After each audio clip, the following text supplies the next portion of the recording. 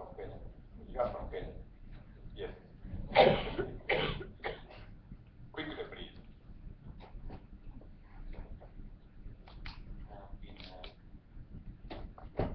Well, let me respond about Kenya. I think someone already alluded to the fact that M-Pesa is fairly successful in Kenya. But the interesting thing is that it's not that successful elsewhere. And the point here is, how do you introduce a solution like this? There have to be incentives for Safaricom, who are the carriers of M-Pesa. They had to figure out what they needed to build to attract people to come onto it. So at the end of the day, you have to look at what's the business strategy around it, and can you demonstrate it by actually providing a free service, as it were, quote unquote. There are also other ways to do it. I mean, many of us have tried programs where you broadcast information for purposes of training. If you went to the telco company and said, I'm working hand in hand with government, it will be converted into, you can convert it into a fairly inexpensive service where they understand what value they bring and can probably reduce that cost to less than a few US cents a message, for instance. Okay, thank you very much. We take on board the comment about data and information that the health sector needs to be educated about this and scale up. I think this goes back to education. The comment about the global information system is also taken on board. What information and how do you get data roamers? I should mention that in Uganda they train rural birth attendants. By mistake, that you can confirm, or Professor Sewankamo. So they left the doctors who are in Kampala and said, let us educate the women in rural areas so that they can deliver. The last challenge is creating applications that can support them with that delivery so that at any time they can get that access. And I think you're right that the universities have got young programmers. We need to work together so that they are pushed or directed in this opening sector because there are a lot of opportunities. We take on board the comment about the silos, the more holistic approach to investment, not a private MDT, so that areas around ICT in education and in health can be taken as part of the overall investment envelope, bring on board big players in the sector with real funding. If you ask the people, they always have the answers. That rhymes with me very well. Thank you for that comment, and we take it on board. Like I said, not being educated does not mean that people do not understand their solution, and that is appreciated. The policy issues, privacy, intellectual property. How do you ensure this privacy? Can we get a comment on this from Gary, please? You are the regulator here. A quick comment. We are running out of time. We started late, but we want to save as much time as possible. Well, I'm not with it, just start there, but I think privacy issues are obviously something of both national policy concerns and international policy concerns. That's been an issue that the World Summit of the Information Society has been trying to deal with through one of the actions along the lines of cybersecurity. But I think privacy again, it's something that at the lowest level and at the highest level needs to be dealt with. It can't be dealt with in isolation when you have a network that is really a global network, and really my argument being the first global utility in many ways. Privacy is an issue that we all have to worry about. It has to be worried about, it has to be dealt with regulations at the very bottom of the level and also at the top. So it's a tough one. I have to give you much away there. You actually have, but thanks a lot. I wish I could think about that. The issue of power.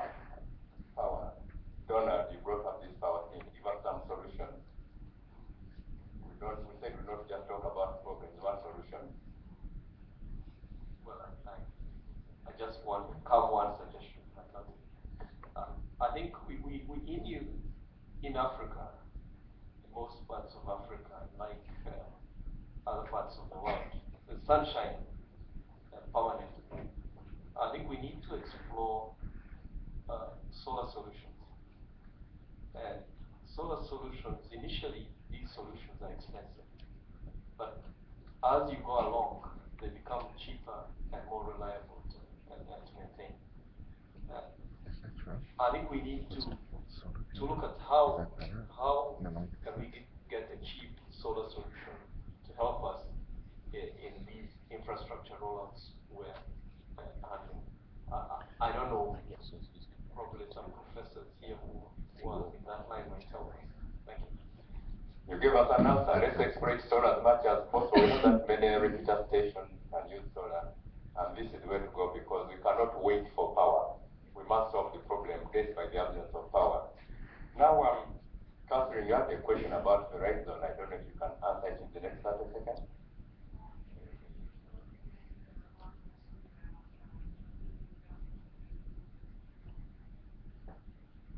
In 30 seconds, but I'm going to take that off the line. Let me just say this, that since 9/11, the redundancy of our systems, the resiliency, and the ability for all of the carriers to react in ways that are much more sophisticated in terms of where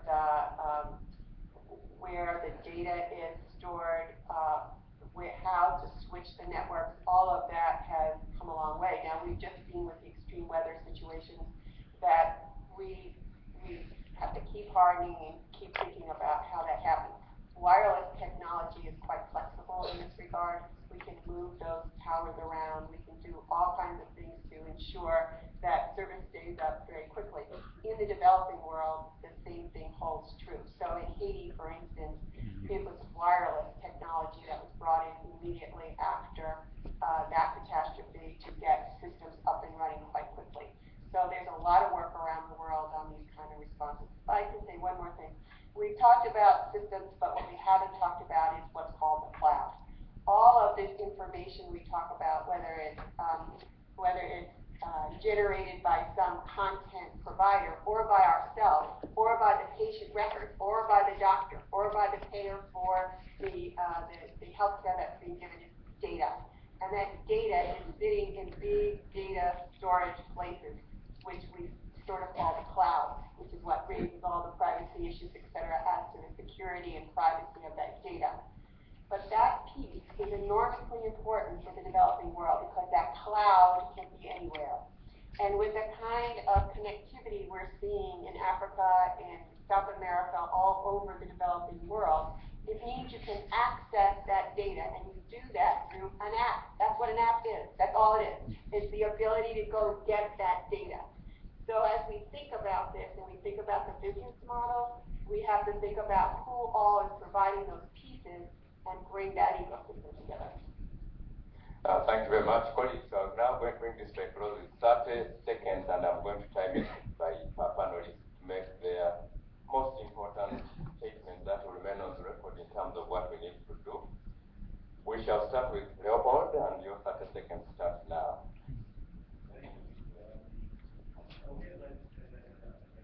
I guess that was a tough question. For me, as I was explaining earlier in my presentation, is I look at mHealth to become a new universal service. You don't have an access, as I said. Just mentioned that we have enough fiber. We don't have enough fiber yet, but at least it's not like 5 years ago. In every district in Tanzania today, we have fiber presence. So that's more than enough to start something. So we need engineers and young universities here, researchers. We need to come up with a business model where the mHealth product become a value-added services, the infrastructure owners. That's it. They make money, we get the same. Thank you. Thank you very much, Leopold. Now we hear from Gary. 30 seconds starting now. This issue of ensuring that there's education, health education, in the developing world, we have to make sure this is a multi-stakeholder problem, so it needs a multi-stakeholder solution, but it needs to be dealt with from the top, say regulatory reform, and at the bottom with the practice groups, providing practical needs that we can address throughout the value chain. And remembering, of course, this is a private-public partnership it's essential to make this all happen. Perfection cannot Thank you very much, Gary. Right. But we have more towers. Right. 30 seconds, please. What I want is when my daughter, the medical student, goes to Honduras and Nicaragua, which she does on these clinics in order to treat chronic illness, and she comes back and says, "But I have no record, Mom," that the answer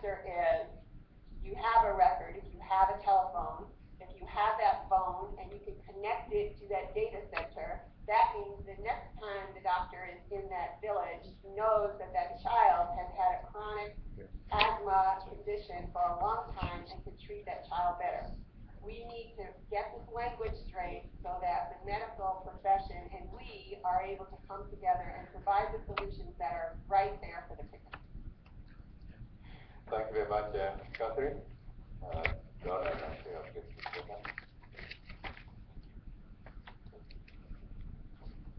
Summary, my main emphasis still goes to public-private partnerships. Secondly, incentives in that arrangement be given to private sector to encourage them to look at sharing whatever they make out of the services they provide. Thirdly, content. I think we've talked about content. We've got to develop content which we've got to run through this infrastructure, and appropriate content, not just content for the sake of it. The important issue also on regulation and privacy aspects. I think the governments need to look at enabling environment and the appropriate laws to protect the people that are being provided with these services. Okay, thank you very much, Angela. Thank you, Professor.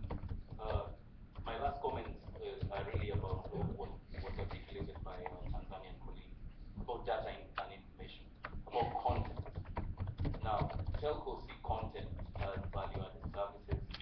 NGOs see content as an application that you sell to a government and you provide a certain service. I have seen students from local universities, Makerere, etc., sitting down in government offices, building solutions, putting those solutions on infrastructure provided by Yole Packet, for instance, in Kenya, the Ministry of Health, and instantly enabling a certain health solution across the board. The question is, how do we begin to build business models around content and this information? Those are the real solutions that are needed. Thank you very much. Colleagues, we have reached up our 1.5 hours. We started late, but we must close within the time allocated. I want to thank you very much for your input, and especially the audience for the wonderful input. I'll just leave my last comment as we shall take the question, how can fiber and wireless network and other communication technologies deliver improve medical education and support healthcare providers? And I'll take this from the last input we got. How can human capacity be leveraged so that fiber and wireless network and other communication technologies can improve medical education and support healthcare providers? We thank you very much for your attention. Thank you.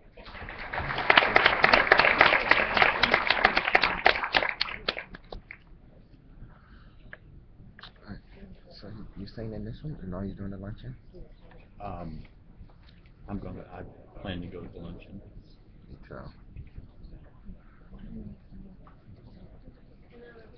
Yeah, so we just stay here for the second part. Yes. Out here. So this is.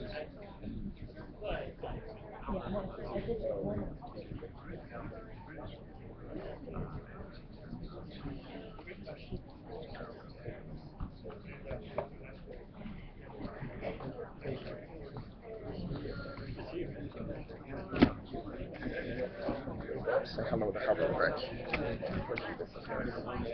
Be like that.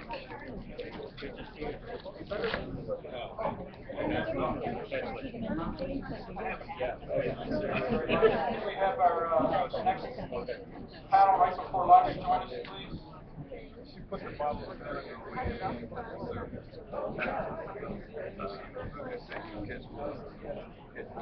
Our next panel will be led by Dr. Mrs.Brandman, field coordinator.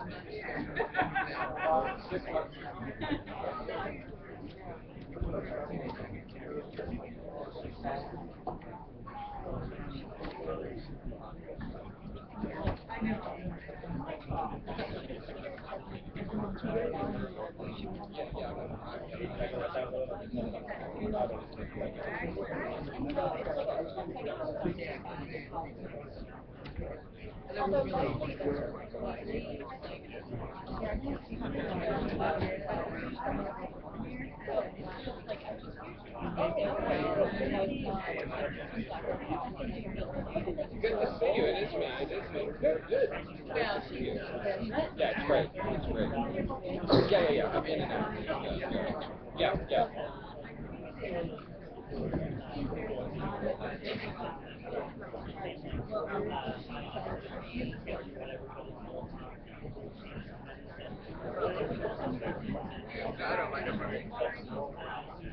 Ladies and gentlemen, if we could take our seats, please, for the next session, so we can finish my chapter lunch.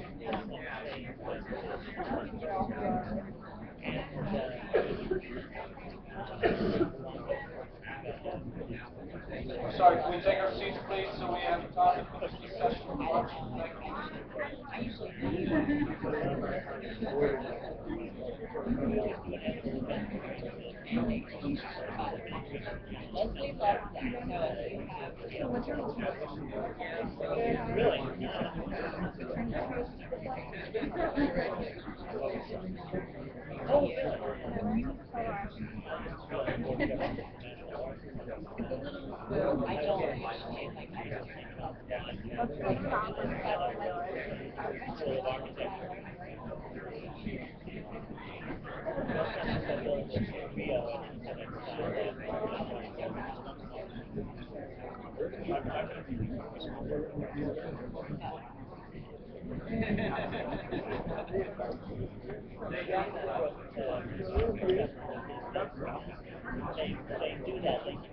Leslie loves that.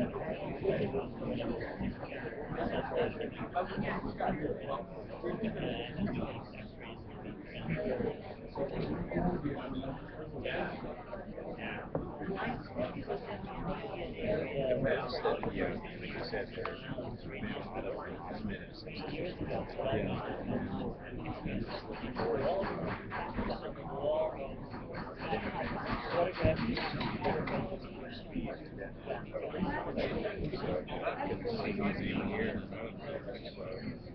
Can we get seated and start once again?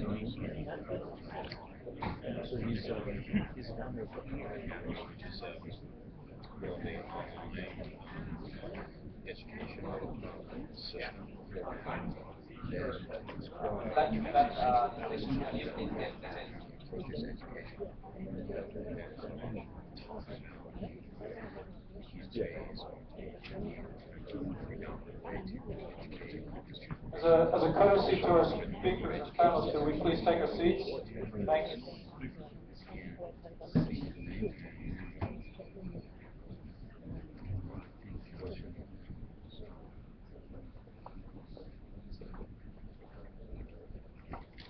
Okay, good morning everybody, and most welcome to this second session of the day. I'd like to start first of all by introducing ourselves. Every panelist will have about 1 minute to introduce themselves, and then after that, we'd like to have a slightly different way of approaching this session, whereby we're going to share our personal experiences with you, so that you can understand what we've gone through and you can ask questions that you think would be provide useful answers to. So very quickly, since we've run a little bit late, I'll start with myself, introduce myself. I'm Dr. Richard Gakuba from the Ministry of Health in Rwanda, and I'm the Director of eHealth, or also called the National eHealth Coordinator. And this encompasses all technology interventions within the health sector, and e-learning being just one of them. So this summit today, the theme of the summit today is a subcomponent of what I do back home, which is all globally known as e-health.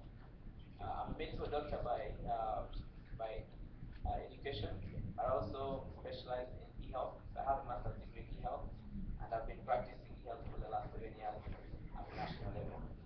Let me pass on to our colleagues to introduce themselves, so that when it's time to ask questions, you can ask relevant questions that you think you can get answers from. Thank you very much.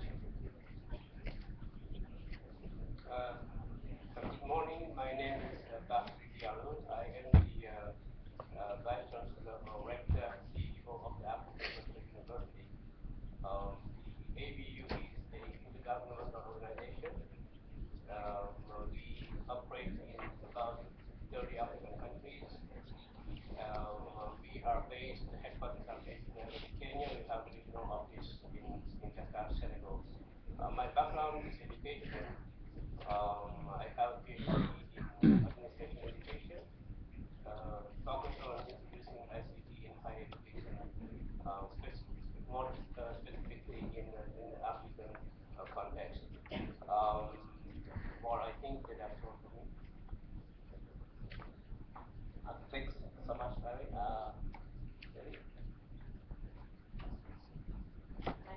Mrs.Brandman. I'm here on behalf of Coursera. Coursera is a social entrepreneurship startup in California. We partner with 33 universities all over the world, some of which I know are here. We've heard from Duke, and I know Stanford and Columbia are here as well. Probably other ones can come and say hi to me if you're here. We are a platform for university classes. Our university partners create these classes. We open up the classes for free to anybody with an internet connection. The vision of the company is education as a basic human right. Myself personally, I have a PhD in biology. I have a research biology background. I also have a teaching background, so I spent many years teaching chemistry and biology, coaching teachers, doing curriculum development, and I've been part of the Coursera team since. Thanks, Larry. Yes, my name is Reza Jafari. I'm the chairman and CEO of a small company called eDevelopment International. I'm the former group president for Hewlett Packard EDS, the Global Telecommunications Media and Entertainment Group. My organization currently based in Washington, D.C. is a social entrepreneur. We make good, we do good, and we feel good. So any of you who are in need of some work on the public-private partnership arena, anybody who is in need of some investment to get the thing started, and anybody who's looking for ecosystems that can be beneficial for the provisioning of the service and expansion of the service, especially access to the developing world. And that's what we do in our organization. Thanks very much, Reza. I want to borrow a bit of the African culture whereby we learn through storytelling. Our grandfathers and grandmothers are the best teachers for us, and we've learned so much through interacting with our elders, and that's the kind of approach we want to use today by sharing with you the stories that we have got, so that you can learn from us, but also we'll be looking forward to hearing from you any compliments and comments that you might have. The topic today, as we've seen in the agenda, is what is required to optimize e-learning platforms to support health work and education in Africa. But we've chosen to approach this a little bit differently by looking at different components of the e-learning ecosystem. And throughout the stories that we're going to tell you, we're going to try to touch each of the components of e-learning, of the ecosystem of e-learning. So that's the kind of approach we're going to have. And to start with, I would like to ask Reza to share with us his story. But first of all, to try and set the pace of our discussion by highlighting the key components of the e-learning ecosystem. Thank you so much. Thank you, Richard. I did my doctorate in instructional systems technology, and instructional systems technology is not only a platform, it's an ecosystem. So in our conversation with the panel members, we thought it would be an appropriate starting point to talk about what are the components of the e-learning that each individual, each country, each company needs to put together in order to be able to make an effective and efficient use of the members of the ecosystem moving forward. The most important part of the ecosystem is the students, the centerpiece of the ecosystem. You need to know who they are, what they do, what they want. For all practical purposes, our experience in Africa, we wanted to create capacity. We want to create more individuals in the center of our ecosystem who become productive, especially in the healthcare arena, to be able to learn, to be able to transfer that knowledge, then to be able to provide healthcare services to a much larger number of individuals and citizens of their country. The second part, of course, are the teachers. Who are the faculty members? Who are the trainers who are going to be learning first how e-learning works, and then being able to utilize e-learning and being able to communicate that message to a much larger number of people. You're going to be hearing it from the panel. The classes of 30 and 40 and 50 can be thousands at a time when you get to that part. But of the equal importance is the fact that how much of the e-learning is going to be done electronically and how much of it is going to be hybrid. We're talking about the healthcare professions in this setting. You cannot rely 100% at this current technological innovations that we have to 100% deliver it through e-learning. You still need to have the hands-on.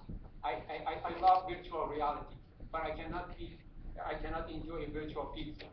So I have to have something that I can put in my mouth and I can know I'm not starving anymore. The same thing when it comes to the healthcare. You cannot do everything on a virtual basis. You have to have access. And this is the place, the second element comes in. What are the learning environments of the ecosystem? The most important part of the ecosystem of the learning environment in Africa are the community health centers. They can be the place of providing service at the same time, the place that you can turn them into teaching facility, being able to provide that access that you need to have on for practical purposes to the students who are going through this process. The next part is going to be the funding. We heard again during the past hour and a half, everybody's talking about funding, where these resources are coming from. And this is the place that we need to look at the public-private partnership as a business model. Not an ideology, not a word, as a business model that is going to make this process work. The next part that comes in, of course, is the technology and the platform. What do I need to use? One element that I would like to put it on the outset. Everything that we are sharing today in this session, in today's conference and tomorrow, none of these things are going to make sense to any of you unless you take it to your own environment. We can give you a checklist of questions. We can give you a checklist of potential answers. But each individual needs to take it to their own environment, make sure that the plan that you create is unique to you. We were just speaking last evening, even two universities, members of the virtual university in one country, are not looking at each other to be the same. There are some similarities between models, but there is no two systems created equal. I'm sorry, this is a place there is no equality, because you have to have your own particular environment that says what you need and what you need. When it comes to the platform, we will be discussing that further, what platform you need to put in place that gives you efficiency, effectiveness, ease of use, making sure that the trainer is being done for the teachers, professors to be able to do e-learning first, being able then to utilize the process and go through the pedagogical process of transferring that knowledge, and then the last part that is the most important part possibly in the value chain, especially in our profession. You wanted to make sure that the individual who's coming through this process is certified, licensed, and an individual that we can trust, because we are talking about life and death when you go put your life in the hands of a nurse or a nurse practitioner or a physician. This is the place we want to make sure that it is not only the privacy, but it's also the security. And also, just between all of us in here and people who will be hearing this and listening to this and watching this, we have a potential fraud that happens in every educational system. Just a few months ago, there was an individual here, a couple of months from Manhattan, and he was arrested because he was taking the aptitude test for college in the U.S. Just somebody paying him to go to take the test and being able to place in better schools and better universities. Cheating and fraud is a big issue when it comes, especially to e-learning. We need to make sure the individual that trusts the system, from the professor side as well as from the student side, that process has been put in place, so we know the individual is participating, individual is taking the test, individual is doing the work that they're supposed to do. So these are the major elements of the ecosystem, and especially when it comes to the healthcare. Underneath this comes higher educational institutions, hospitals, clinics, pharmaceutical companies, telecommunication companies, information technology companies. When you put all those dots on the board, that becomes an ecosystem that you need to choose. Who are the people you would like to be participating with you? Their goals, their objectives, their contribution, their participation, and the incentive that they need to get out of working together through the process. Thank you so much, Reza. I think it's really given us a very clear picture of what components we have to address at every one time when we think of any e-learning program. And we are going to have a discussion of practical stories grounding the kind of work that we do to share the stories with you. And we shall be trying to tell these stories within the light of those components that we just highlighted. Let me start by myself. In Rwanda, I'll give a couple of stories, and then I'll let my colleagues also share their own. We have about just below 1,500 inhabitants of Rwanda. have about 18,000 inhabitants for one county. Those are the statistics for Rwanda. And I think, as you can tell, that's not really a desirable state to have. But we are progressing towards improving that. Now, most of the nurses that we have, I think about 85% plus of the nurses that we have went through a certain education system, whereby they did 3 years of nursing education, starting from secondary 3 of education, whereby they had really no strong basic science background. So they were introduced into nursing at a really very early stage, and they graduated as nurses after finishing high school, senior secondary school, which is 6 years of high school education. And obviously, that is not a very good nurse to have. But unfortunately, because of the kind of education system that we had for quite some time, those are the kind of nurses we had to have, and the majority of which are the ones serving in the hospitals and health centers that we have. So we looked at the situation and said, okay, how can we address this? Because we know healthcare deserves better trained nurses. And what we did was, first of all, to transform those schools that were teaching those nurses into teaching a higher level of nursing education. For those of you who come from the Francophone system, you have what they call the A2, A1, A0, and so on and so forth. A description of the education levels, where A2 stands for high school, secondary school education. A1 is kind of 2 years in tertiary education or diploma kind of level, and A0 is a bachelor's degree. So the kind of nurses that we're producing are the A2 kind of level, those who just completed secondary school. So we transformed these schools into now teaching nurses up to the A1 level, which is the third kind of nursing level, which is who are called the product of which are registered nurses. But we realized that it was going to take very many years if we are going to get a sufficient number of nurses that serve within the skills that we want to have. And we thought that we cannot ignore the very many thousands of nurses that were trained in the older system to just be there and not upgrade them. And think that we're just going to train new nurses and forget about the old ones, because that could create a very big social problem. And of course, you could see there was a bit of fear that these nurses thought they are going to lose their jobs because that kind of training was no longer there anymore. So they thought maybe the government is going to phase off all the A2 training, and they'll go out of their jobs. But that wasn't the case. What we decided to do was actually to train those nurses that have actually very good experience, because they've had to practice nursing besides the education that they have, and train them and upgrade them from the level which they are in into a higher level which we would like them to be in. And we could not, again, do that using the 5 nursing schools that we had in the country in each province. So what we decided to do was to think of an e-learning program. And what we did was to start the e-learning program where now the ecosystem is kicking in. We had to think of a hybrid model. First of all, there's no way we can teach nursing all through using virtual platforms, because you have to have bedside teaching, you have to have all sorts of physical interactions. So we set up a platform for e-learning. We used our National University of Rwanda, which has a Center for Instructional Technology. Again, now talking about content developers and software provider developers. We had the National University of Rwanda coming in very handy, and they helped us to, actually they used, I think some of you are familiar with Moodle, which is an open source platform, and developed a very nice platform through which we have registered 320 nurses every year. And that's a really very big number compared to even what we've been producing using face-to-face teaching.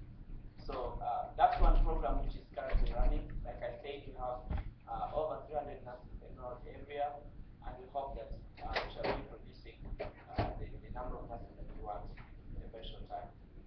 The second, I'll keep it short because I know you will have questions later on and you have a chance to interact further. The second one is that the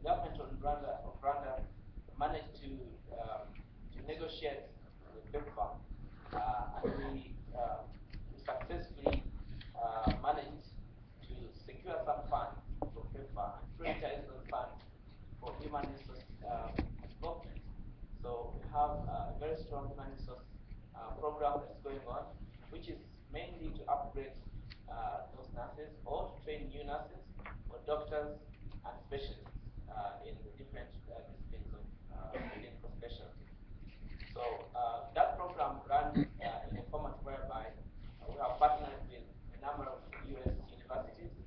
So they provide us with lecturers and various human resources who come to Rwanda time to time, and they teach the doctors and nurses to the ground there in Rwanda.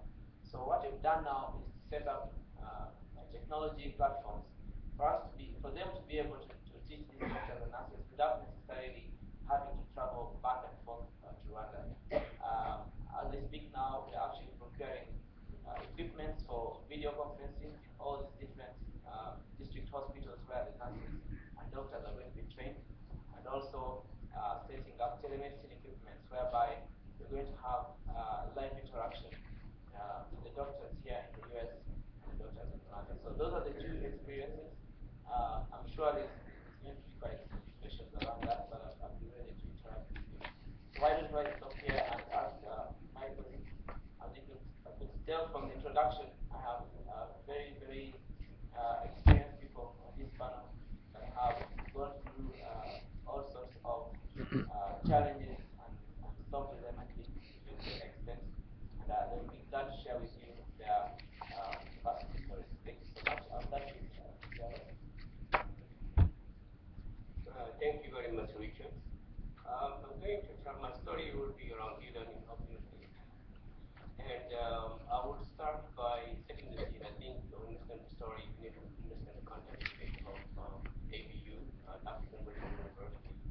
And we have a model that we are using across all disciplines. I'm going to provide an example for teacher training and then for healthcare. Talking about the scene, if you are familiar with access to higher education in sub-Saharan Africa, the numbers are about 7% of the population accessing higher education in sub-Saharan Africa. And this is so low that we cannot sustain economic development with this kind of numbers. So it is the duty of everyone, governments, private sector, all partners actually, to increase access to higher education. And my organization, the African Virtual University, has been working to see how we can use innovative technologies in a very challenging environment to increase the numbers. And fortunately, over the last 14, 15 years, 43,000 learners have been trained to e-learning. So for us, it works. That is the bottom line, it works. But what did we do to make it work? It's not always obvious. The first, the keynote today and the second panel discussion, they come up with a lot of challenges in the African continent, but a lot of opportunities. I think for us to be able to make this, we have to focus both on the challenges and opportunities and to come up with a model that works in this environment. So we come up with the e-learning model and infrastructure that I'm just going to outline. It is adapted to the African context.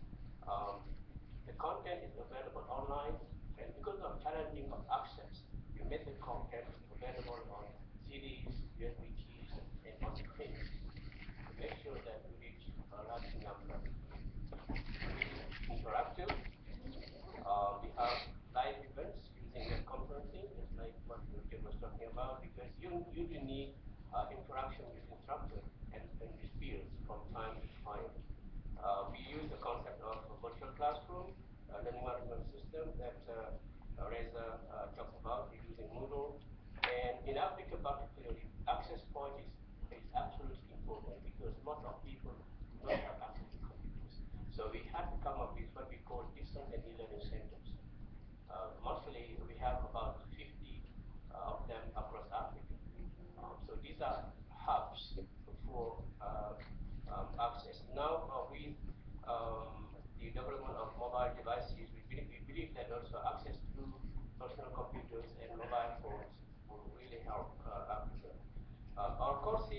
formal courses with instructors and with certification, but we do have also informal courses or self-paced courses that would not be with no certification.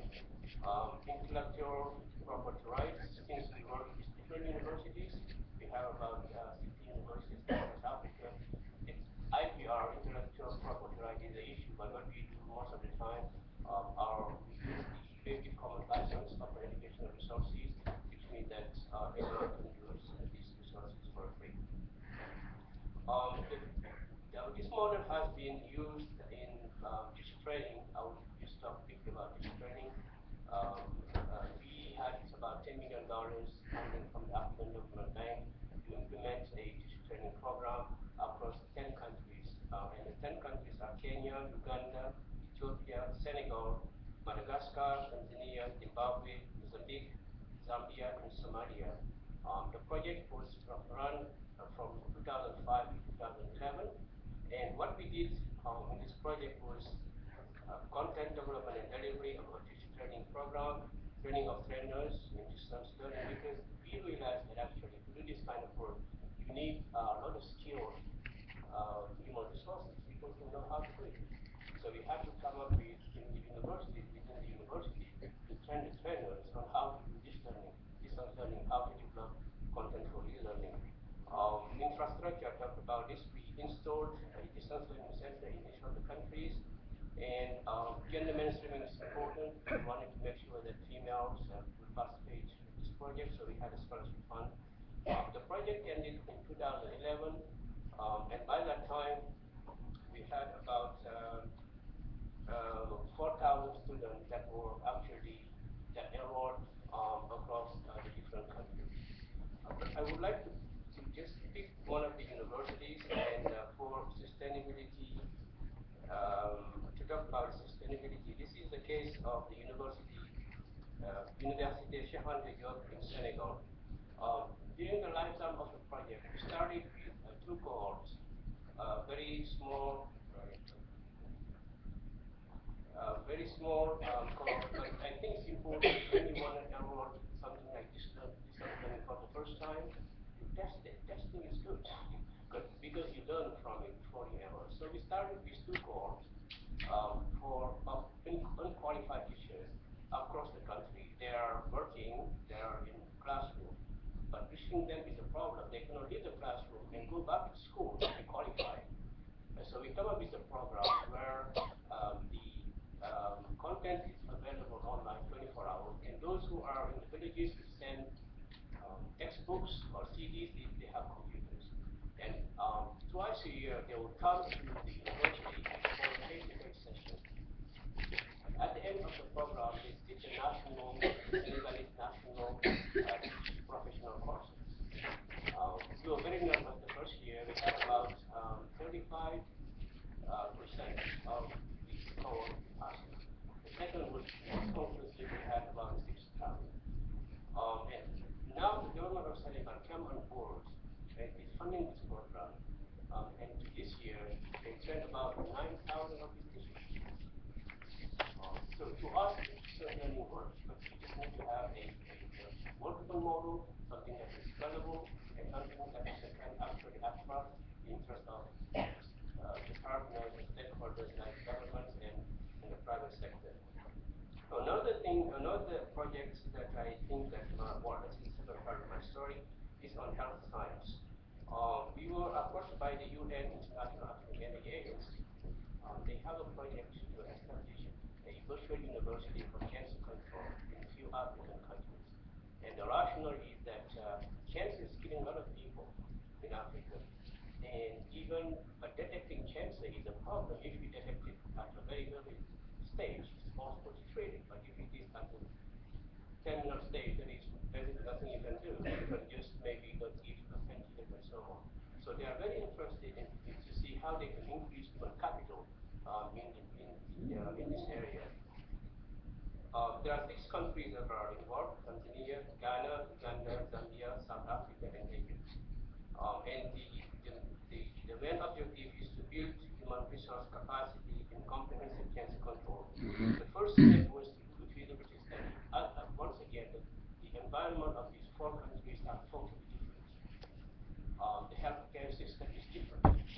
somehow they wanted to come together with a common program to tackle a common problem, which is training. And the second phase, so ABU, my organization, did this stability study for the international community.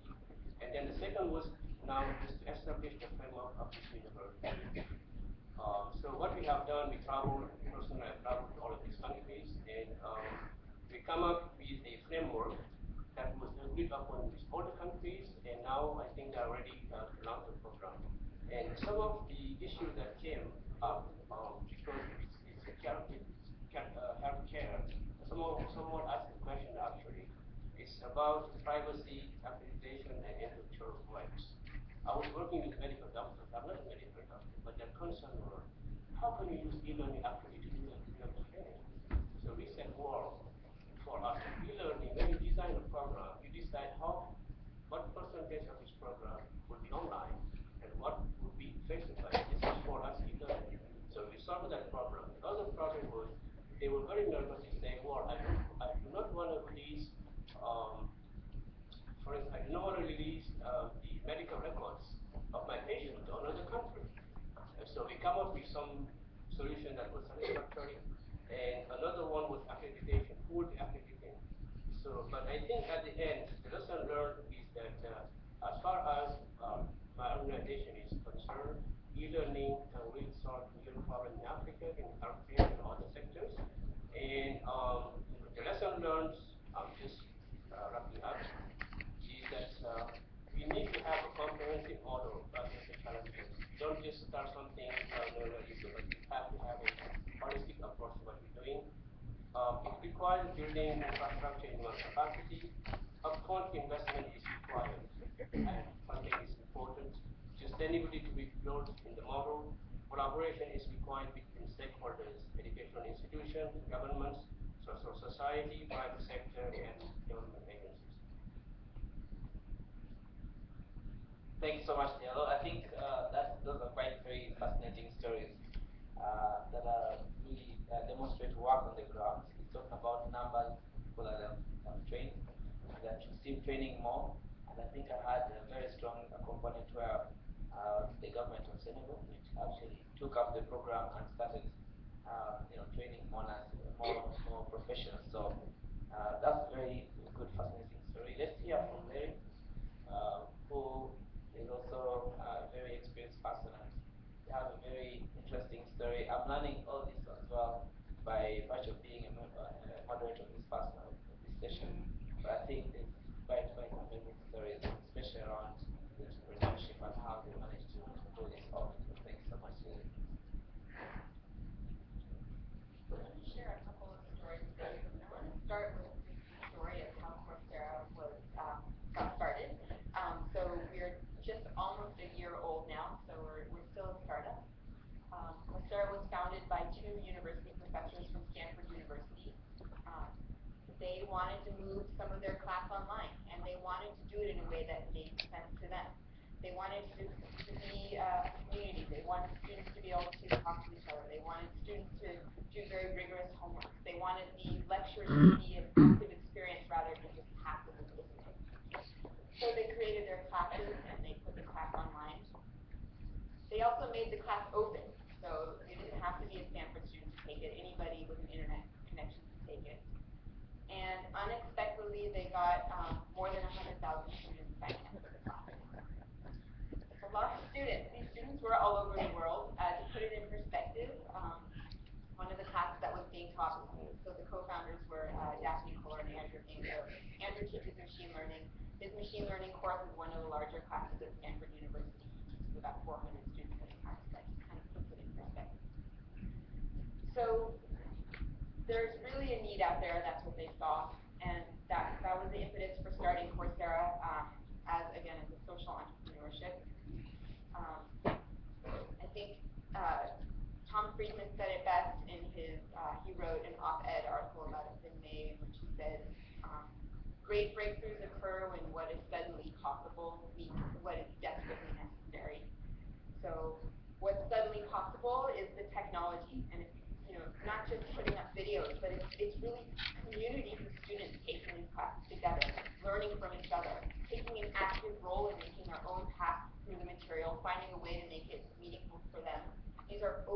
global classes. So there's people with all sorts of backgrounds. So for example, you have a class on nutrition. There's a class on nutrition right now from the University of California, San Francisco. We have students, there's doctors, there's nurses, again, from all over the world. Everybody's bringing their unique perspective to the class, talking with each other on forums. We had a class at Stanford University taught by Keith Devlin, who is called Introduction to Mathematical Thinking, and he's really guiding students towards thinking about math in a critical way, rather than just memorizing and regurgitating, but really how do you use math as a tool? What does math mean? The reason I bring Keith up here as an example is he outlined very beautifully a course philosophy to his students. And I think this course philosophy is something that actually transcends all the classes on Coursera. It is general in what is the larger trend in e-learning today. And he told students, don't go to the lectures for answers. The lectures are just a chance for you to see me, a mathematical professional, thinking through math as an example. The real learning happens when you do your homework. The real learning happens when you go on the forums and you discuss this with your fellow students. And this kind of empowering students to really take an active role in their education is a big part of the culture happening now on Coursera classes and on online classes in general. And I think this is a really critical part of the general trends in education today, not just health education. I want to say a little bit about how Coursera is thinking about classes in the developing world. There's kind of two forks. One is really empowering students themselves to take these classes. Again, all you need is an internet connection. I have this very vivid memory, so I started Coursera in May. In June, we had a barbecue where we invited any student who wanted to come and meet us and meet other Coursera students. We had more than 1,000 people RSVP, which was amazing. Also made it very hard to find a park in the middle of the area to host so many people. But just the student stories were just so touching and motivating. So for example, a woman from Venezuela came up to me and she said, I'm from a small village in Venezuela. The village is largely agricultural, so people still wake up in the morning and go and tend the cows, etc. in the fields.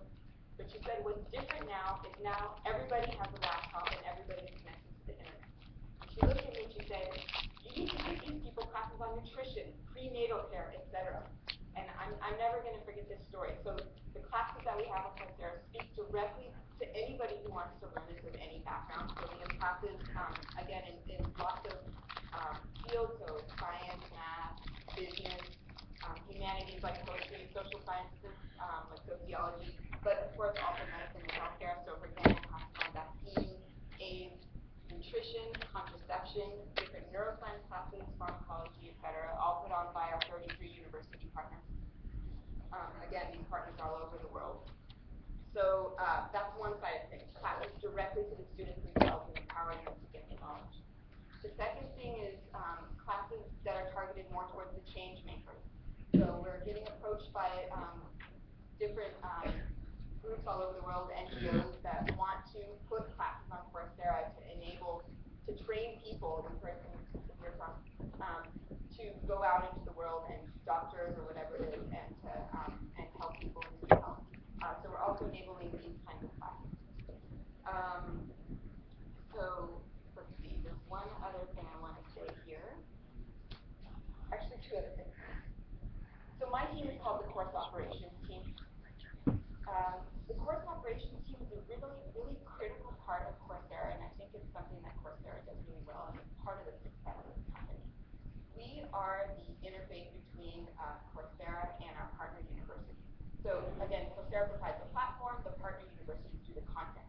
But for the most part, these partner universities haven't taught online classes, and certainly haven't taught online classes globally to 30 or 60,000 students or even 100,000 students. So what does it mean to have an effective class when you have students from all over the world, when you're teaching to tens of thousands of students? How do you grade assignments? How do you communicate with students? So that's where my team comes in, the course operations team. So every university gets a partner like me to work with you to kind of guide you through the pedagogy and help you create an effective class. And any other questions that come up as you go through the process, we're there with you from when the class starts, that's just a vision of what you want students to learn, all the way through to the log in and start taking the homework. And as every problem comes up, all the way through to the end of class. And even after these classes end, they have such strong community that we keep the classes open and students keep talking to each other in the forum. They actually start meeting each other in real life. They meet each other over Google Hangouts. We have very creative projects. So, for example, some of our projects, professors will set up open-ended projects. For example, there's at the University of Illinois, Urbana-Champaign, there's a sustainability class where they invited students to do an open-ended project. It could be anything that had anything to do with sustainability themes.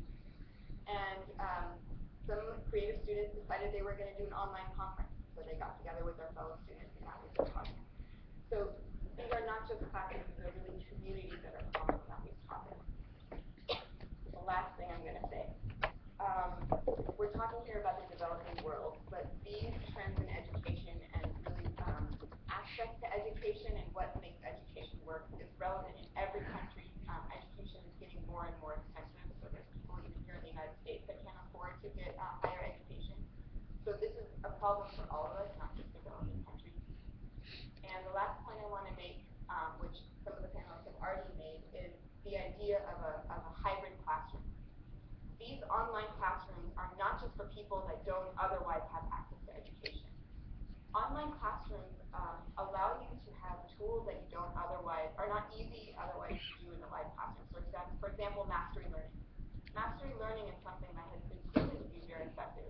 And the online format actually lends itself very easily to that. So let me tell you what I mean. Let's say you have a quiz and you have 5 questions on the quiz. If you actually write something like 20 questions, every time the student opens the quiz, they see a different set of 5 questions. Students can then practice the material over and over until they really master it before moving on to the next step. And this is something that has been proven to be very effective pedagogy. So what we're seeing as a trend in general is that these classes are used in a hybrid situation. So let me share a story that was shared with me by a professor at Stanford University, Maya Adams, who's a doctor herself. And she said she's been teaching her class on child nutrition for 3 years. In her 4th year, she decided to flip her classroom. So she decided to do a hybrid class where the students, in the evening, they would watch the lecture. And then when they came to class, they would do more interactive activities. She said once she flipped her classroom, what happened was the students, having watched the lecture the night before, they then came to class empowered to share so much more. And what happened was the whole level of discourse was raised. And suddenly, she didn't feel that it was a student-teacher relationship, but rather she felt that she was in that class with her colleagues. So I will leave it there.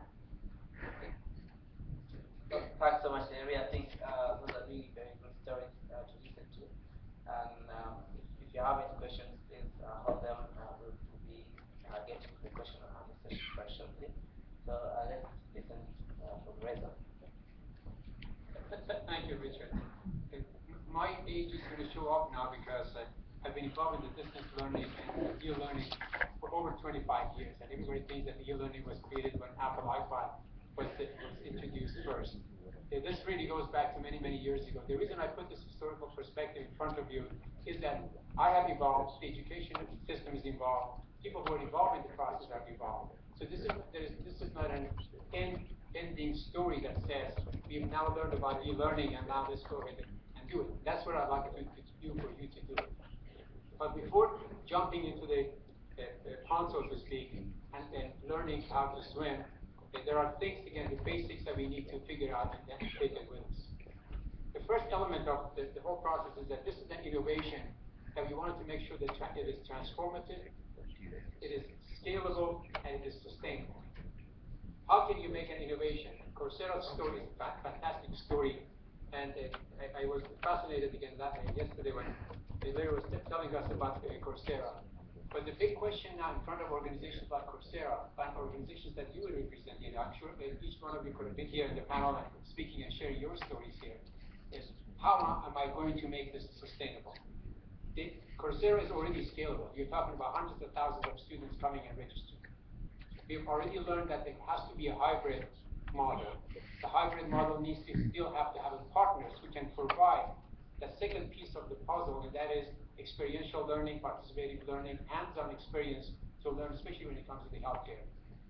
The last part of the sustainability is, where do I get the funding and resources do I need?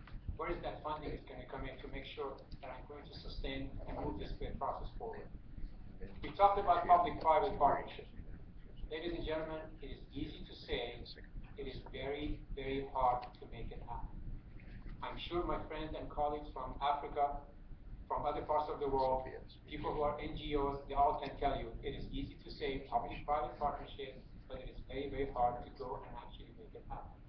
How can you make it happen? Sometimes there is a formula, there is a template that you can follow and then start modifying as you move forward.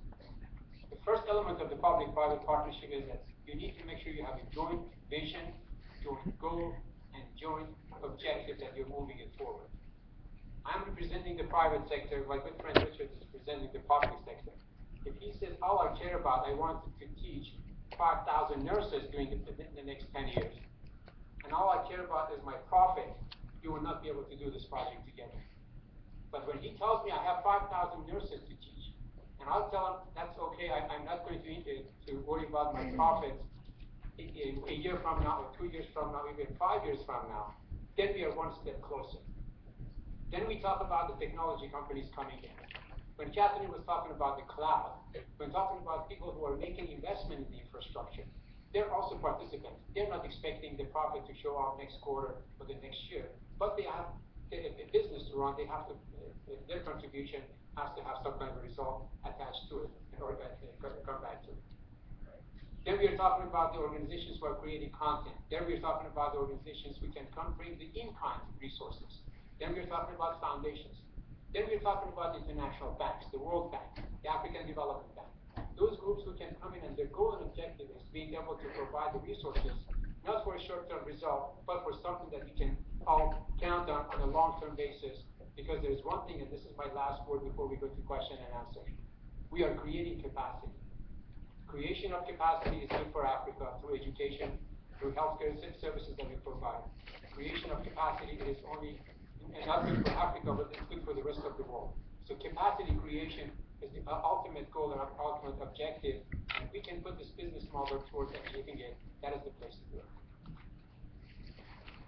Thank you so much. I think we've had quite very fascinating stories, and each one of them is touching on most, if not all, the components of the ecosystem that we described earlier on. I think it's time for you now, for the remaining 30 minutes, to ask any question or make any compliments to our discussion. I would think we'll allow a few questions and then let the panel provide some answers.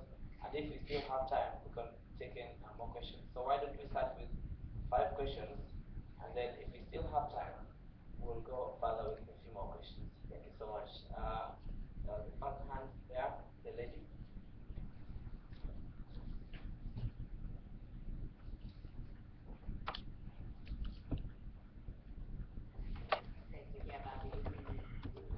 Dr. Diallo, you don't know me, but I was the manager in World Bank between 1998 and 2002, responsible for the ABU. And we spent a lot of sleepless nights in Paris, on flights, begging for money and all sorts of issues. And I'm not sure we thought that in 2012, I was there from 2006, and I'm not sure that we thought in 2012 there would actually be an ABU. And the model you described now is very different from the initial model in 1998.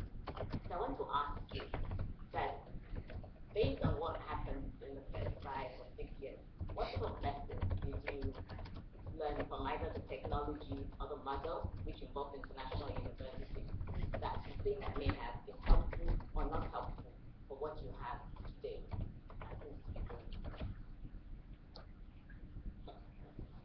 Maybe let's take another set of questions and then we'll be able to answer. Let me go direct to the left-hand side, extreme left. Gentleman over there. There's a microphone in front of you, I think.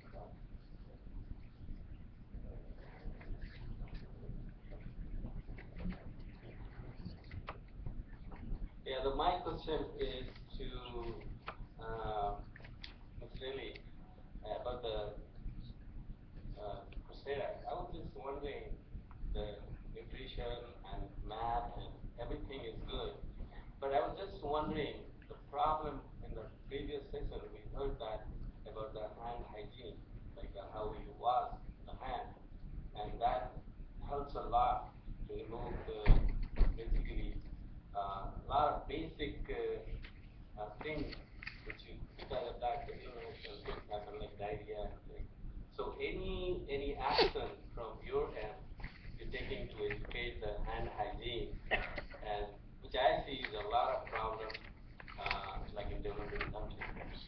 That's one question. And second to Mr. Uh, Mr. Bakery, Dr. Bakery, like you said, like 7% was the total goal achieved. So what were the challenges for doing that in your AFU virtual education? Why is it 7% and how you can overcome that challenge? Next, I'll shift from left to right, but let me try to pick up at the distance so at the very back we didn't have a chance to ask questions earlier. Okay. This question would be for Miss Brandman. I would like to know, how do you see your program working for the people with disabilities, like who can't go into schools, or for me, for instance, I was burned when I was 10, and I spent most of my life going in and out of the hospital, which meant that tutors had to come to the hospital in order to teach, in order for me to get education. Then when it came college time, if the college wasn't so accepting a making education possible for me, would have never would have graduated from college, because it would have been totally hard to actually to have to go in, but then come out for a couple of weeks. How do your program work in the hospital setting, and then how would the program work in like the homeschool setting for people with disabilities? Thank you, and thanks for the previous questions for keeping them short and brief, and I'd encourage everybody else to ask brief and precise questions. The lady here. So I'm from Tufts University School of Medicine, and we've been providing our infrastructure to schools, many medical schools and vet schools and so forth. And there's an interesting juxtaposition in my mind of what we're talking about here and what I find often in the universities, where faculty are very new to e-learning and even reticent to even put their materials on the web for fear it will get stolen and misused. So there's the Coursera model and the distance learning models, and then there's the actual what's on the ground with faculty, and how do we overcome how faculty feel about putting their materials. I just wanted to make a comment also about the cloud. You know, in Kenya they have KNET, which is particularly focused on providing cloud-based services for higher education. And I wish there were other governments who find those kinds of business models to do that for the same reason, because the expertise is not at every school to provide these IT services. Thank you. Let's take a couple of questions from this side now. The gentleman over there, the very first one.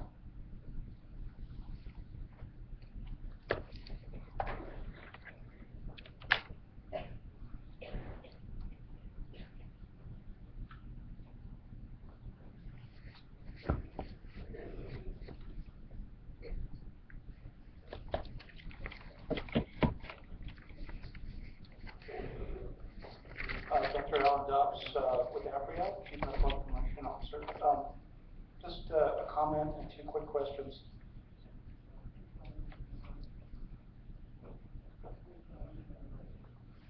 45 years ago this year, the Indian Health Service in the United States created a community health representative program. At that time, they were really wrestling with tuberculosis, STDs, etc. That and public health nursing made a really pretty dramatic impact in a low technology environment. Today they're wrestling with diabetes, heart disease, many other issues. And my question related to this is in regards to bracketing the content on either side of the content.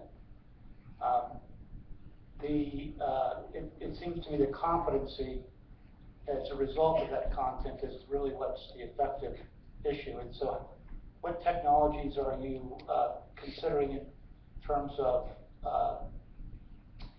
credentialing, if you will, individuals who've obtained some level of competency? And the second, related to the comments earlier, where those issues of competency change over time. Like the community health representatives, in addition, there's turnover of the staff. How would you see the mobile technologies maintaining some sort of currency of competency for those folks in the field? Thank you.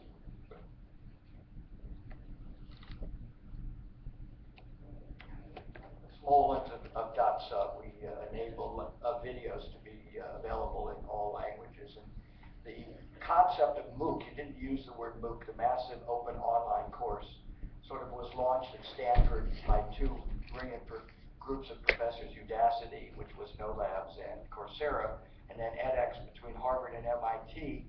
And there's several dozen others that are getting tens of millions of dollars of venture funding.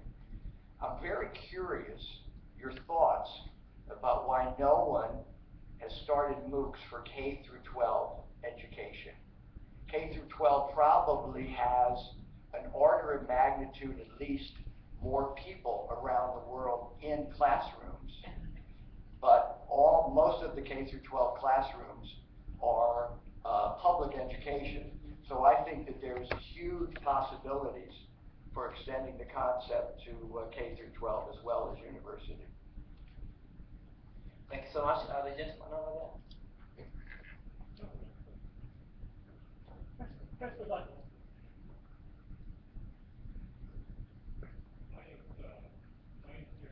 I'm a medical student at Harvard Medical School and also co-founder for a website called Scholar Locker. Like Coursera and like ABU, we believe that free, high-quality medical education should be available to all, and it has a tremendous power to uplift communities. But we also believe that the crowd has a tremendous opportunity to actually educate one another. We as medical students started Scholar Locker because we found ourselves educating each other every day in the classroom when we were in anatomy or biochemistry. And we started this website that has now grown to 70 schools in the US and are starting to expand internationally because we've had this experience with medical students helping each other learn and having professors share information with one another and with their students on a more informal basis. And I was wondering how the panelists feel about the use of open source, open access material on an individual to individual level rather than institutional levels, and how that fits into a whole network of online and e-learning platforms. Let me request that we ask the panelists to respond to these questions and comments. Okay, there's one really very pressing one that I think we need to take. All right, go ahead.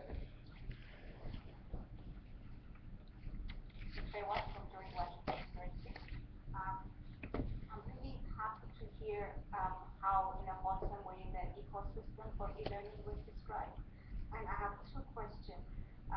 In many lower and middle income countries, there's a shortage of faculty, especially if you go to the medical schools as well as to the nursing schools. So my question is, can you, in your experience, if you have seen examples where faculty have been identified to be champions to even start, because you need a champion in a university to do this. In your experience, if you can also tell us, have there ever been put in place incentive mechanisms for faculty in order for them to be champions? Third is, I believe e-learning is a means to an end and not the end itself. So in that regard, what means is it support in your, especially when it comes to medical education? For Coursera, I'm going to, my course that I'm teaching is going to go completely online, and I'm expecting the first students I'll get is about 700. And as a faculty, I'm so worried that how can I tell that they have learned? If they are in class, I'll get that eye-to-eye contact, that aha moment where I know that I've passed our knowledge.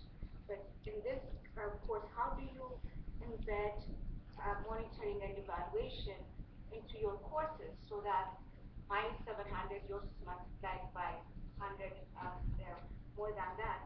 How do you know that the students have learned, or are we saying in e-learning we delegate, we shift, we task shift monitoring and evaluation to the student?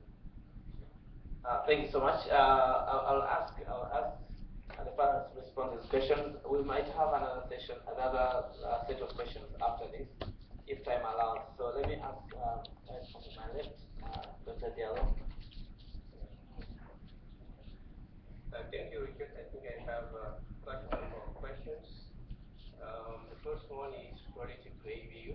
Or, I think in the life of the organization, there are different phases. Organization goes through different phases. But when I arrive at ABU, I think my drive, what is really motivating me, is to be helpful in Africa, is to use all means to increase access to what I see is fundamental for development. And when I arrived at ABU, I don't think that organization was doing that. So we think differently. It took some time, but then we have friends coming around, and now we are doing very well in terms of impact, in terms of funding. If you want to talk, we never met, so you were involved in that organization. I came after you, but I think we are doing total different things now that are really appreciated. The second question is about the 7%, and I think that's my drive as an African. And I think what is happening is Africa has a very young population, and we have universities that were set up mostly after colonization in the 60s and 70s and 80s. But with the growth of the young population, it's not possible to have them all in universities, in the current university. So most of universities are overcrowded. The funding is not very good, but we have faculty. They do whatever they can. Like in countries like Kenya, Senegal, there is a backlog of students waiting to get to university. If you graduate from high school, you may just get 2 or 3 years later. And we work with governments, and now I think most of our stakeholders work in 30 countries. When I meet with ministers, one of their basic request is how can we use all means to increase access? And that's where e-learning is coming in, and that's how they are accessing e-learning. And we do have a lot of work to do to sensitize the capacity and to explore. So I think that was your question. There is another one on this is related to the medical students coming together and using this website to see how it's peer interaction. Actually, in pedagogy, this is absolutely important. When you design your course anywhere, you would like your students to discuss within the classroom. So I think we went all through that when we were students, and as teachers to do that. Now, using the power of electronic or media to take this online, I think it is a fabulous idea. And actually, as you know, the African Virtual University is very big on what we call open educational courses. We have 290 textbooks that are available for anyone in the world for free, for individuals, for lecturers, for anyone to learn. And we do have also 91 videos. What we have learned through this is that we do not know exactly who is using it, but we know that we have users in 201 countries around the world. And last year, about 1,500,000 resources was downloaded or viewed. And these are materials produced by Africans. So there is a lot of potential out there for anyone, including, I think, students, medical students, to use this kind of platform and learn from each other. And I think there is something that also was mentioned about mobile learning in the context of the US, but I would like to take it in the context of Africa, where Dr. Ture said it today, and it was said also with Dr. Tusu's session. Mobile devices are one of the most common devices that are accessible in Africa, which means that actually you have the signal and the internet available everywhere in Africa. potential of mobile learning. It means that we can increase by thousands the number of people who can access code. So, and ABU, my organization, is setting up a research and development mobile lab in Nairobi, so that, and we are working with colleagues that are here, Jessica, Colasio, we are working together to see how we can roll out this. Thank you. Right. So I'll try to answer in order if I can. So, question came up about some of the classes that we teach. I mentioned some topics, for example, nutrition and vaccines, but what about the more basic skills, for example, even just the basic idea of washing your hands?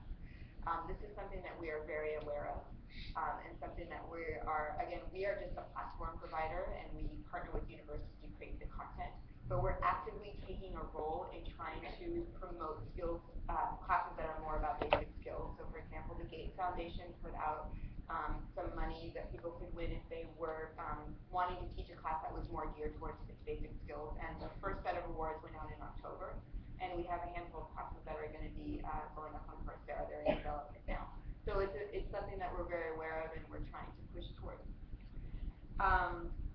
Question about what we do for people with disabilities or people that might need to take the classes in a hospital or at home.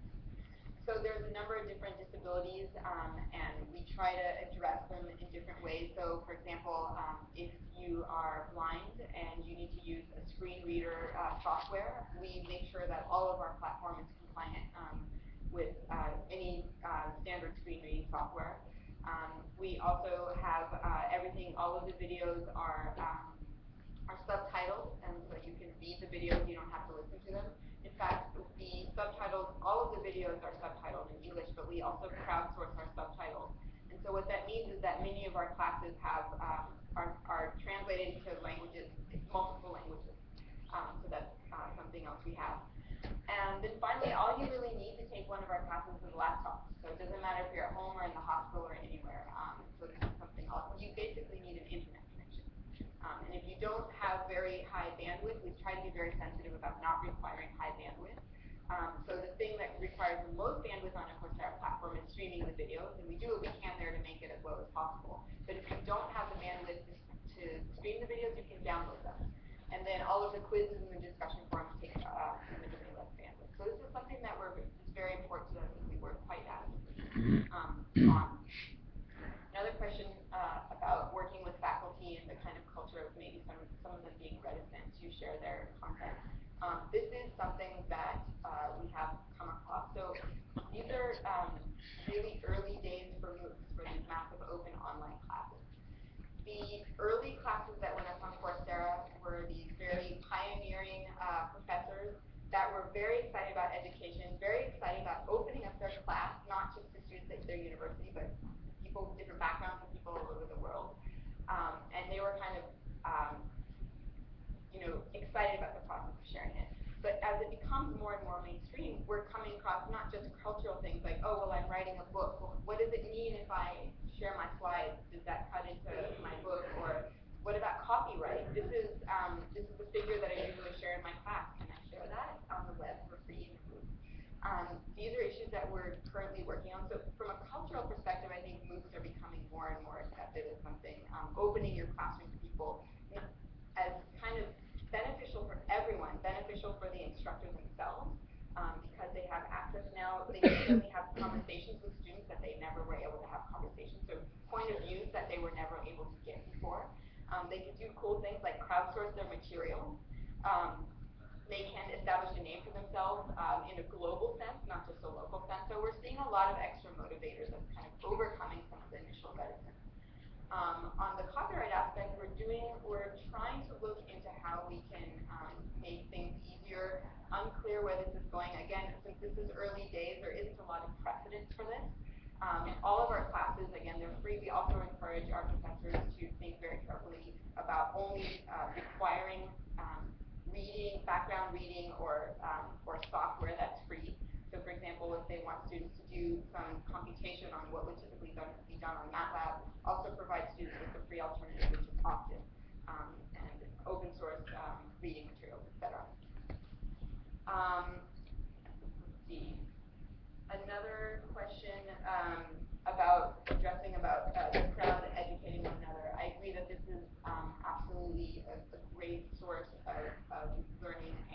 really empower students to go out and take an active role in learning. This is something that you see part of the traditional culture of like what you would see at a business school, where networking and learning from your peers is totally part of the culture. And we're seeing a shift now that's happening more and more in other disciplines and health as well. I think there was a question on MRT. How does the teacher make sure, a lecturer make sure that the students can follow the class? So that is a very good question. Data. There is a lot of data that we're collecting on these classes. How are students interacting with the classes? What are the activities that students that do really well? What do they do? What can we use that to make recommendations for students that aren't doing so well? So instructors have on, they're able to see the scores that students get. They're able to see things like questions that a lot of students are getting incorrect. So they can basically use that knowledge and maybe provide feedback where feedback is needed. A lot of places where you can provide individualized feedback. So if you're writing a quiz and you can provide feedback like every single, it's a multiple choice quiz and there's multiple options. Every single option you can provide feedback to students in addition to feedback just on the question in general. There's a lot of communication that happens on the discussion forums where so professors can kind of go on there and just talk to students directly or look at issues that have been upvoted quite a bit and see that those are maybe issues that are affecting a lot of students. So that's how we're doing there. Okay, thanks so much. I'll try to answer the questions that have not been addressed at the moment. One of them is the shortage of faculty who understand what is online and how the online works. As a matter of fact, the comment that came from a gentleman from Harvard School of Medicine, we can utilize the same platform for train the trainers, because what you're doing is you've created a social network, a specialized social network, if you will. Yes, everybody's on Facebook, everybody's on LinkedIn, but this is not, say Facebook, this is your own social community network that is specialized in one particular area. And the exchange of information that happens amongst the members, especially if they're faculty members, if you can narrow it down to the faculty members, there's going to be a tremendous amount of information exchange that happens. How do you do your online learning? How do you conduct your classes online? How do you design your courses? How do you develop material and content? How do you do the student evaluation? How do you get student feedback? All those big issues can be addressed by a community of this size. Again, so it is not distance learning or deep learning only for teaching the students, but being able to create more capacity in terms of the number of faculty members themselves. Now, a big question that came up from George Washington University, and that is how you incent the faculty members. That is the human nature. The first question that everybody is going to ask, what is in it for me? If you're going to have the same faculty members to have the same load of teaching, research, publishing, perishing, what have you, and now I'm getting another 10% or 20% on the top of it to make sure that you're doing your online teaching, that is not going to be a great formula for success. The formula for success is, first, they have to be part of the process. So faculty members need to participate in the development of this ecosystem that we talked about. Secondly, we are talking about now massive numbers. A faculty member, and I used to teach at Indiana University School of Business. So when you go out there, and when you stand in front of those students, probably 50, 60, 100, especially when it comes to the graduate school, that's the amount of people that you can influence. When you're teaching on Coursera, you're teaching 5,000, 10,000, or 100,000. There has to be a correlation between the number of students that you're teaching and impacting and your salary and your incentive. So you have to create some kind of a process. I'm not giving you an answer, I'm just giving you what the question is, how you can create the answer for it.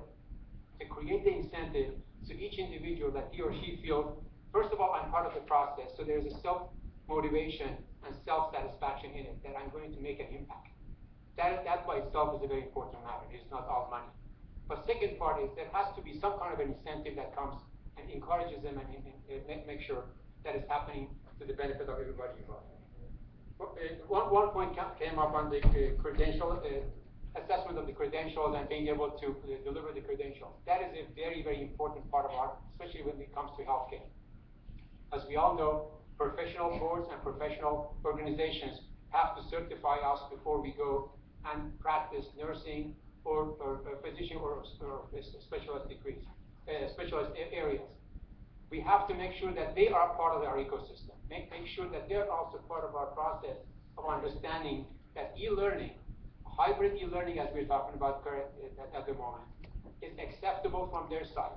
They need to have their input to us. They need to tell us what we need to do to make sure that the process that we're going through is accepted by their standards, and make sure that standard is now being part of the process of course design, course development, student evaluation, and everything that goes along with it, so they don't feel that now I'm coming from a brick and mortar college and my friend is coming from an e-learning environment. We both are going for the credentials to become physicians, and he's going to be dropped off because he did not go through the same process. Let's just make sure, think about it at the very early stages, and make sure they're part of the process as well. Great, thank you so much. There's a comment that came on alongside issues of incentives. I think it's very, very critical that we mention that. I'll ask Dr. Diallo to how they have managed to incentivize the teachers, even the students, to follow the lectures. Maybe next. Yeah, actually, I'll give a couple of examples. The one was when I was at the University of Ottawa in Canada. Between 2001 and 2004, I was involved in helping faculty development of faculty learning from the Center of University Education. And we came across a lot of resistance from faculty members because of time. E-learning is time consuming. If you prepare your course, face-to-face course, you are used to it. It will take you maybe an hour, a couple of hours. But to do that on e-learning for the first time might take you hours and hours. So we made a proposal to the university, to the Center of University Teaching, and it was accepted that those who teach at one course per semester will have a monetary addition to their income.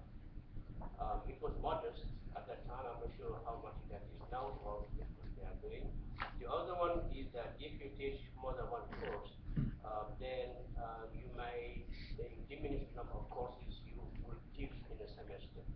And I think that was very good, and it helped to have some faculty come on board at that time. At the African Virtual University now, what we are doing, especially in content development, we rely on faculty members across the countries to develop content. But they are so busy, everybody's busy. The content we develop generally are open educational resources. So what we do actually, we just pay them some money to write the courses. And then we sign an agreement where the right of these courses belongs to ABU. And most of the time it works because there is something for them there to do this. I think incentive is part of a strategy that needs to be influenced when you are thinking about putting or going into e-learning. Thank you. More comments on incentives before we wrap up? This is obviously an important issue. All three panels talking about faculty incentives. I just wanted to say that these online classes can really become resources for faculty. So faculty have this